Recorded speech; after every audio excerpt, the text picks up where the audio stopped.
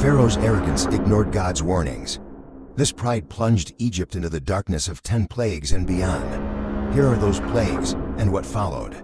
First, God, through Moses, turned the Nile River into blood. The fish in the river died, the water began to stink, and people struggled to find clean water to drink. Second, frogs came up from the Nile River, covering all of Egypt. They were everywhere in houses, on beds, and even in food containers, causing great distress to the people. 3, God turned the dust into nets, which covered people and animals.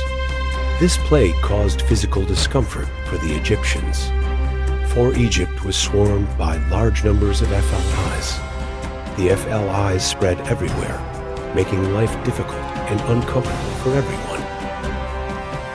The animals in Egypt died from a disease similar to a plague. The deaths of cattle, sheep, and donkeys, especially farm animals, dealt a significant blow to Egypt's economy and livelihoods. 6. Boils.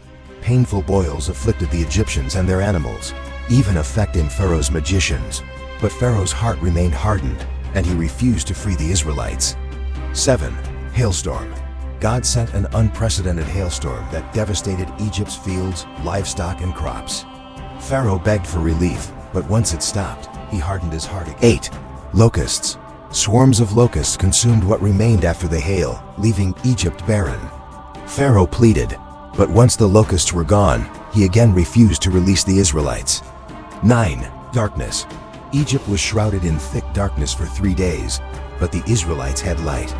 Pharaoh offered partial freedom, but when Moses insisted on full freedom, Pharaoh hardened his heart. 10. Death of the firstborn. Every Egyptian firstborn died, but the Israelites were spared. Grieving, Pharaoh finally let them go, ending their bondage.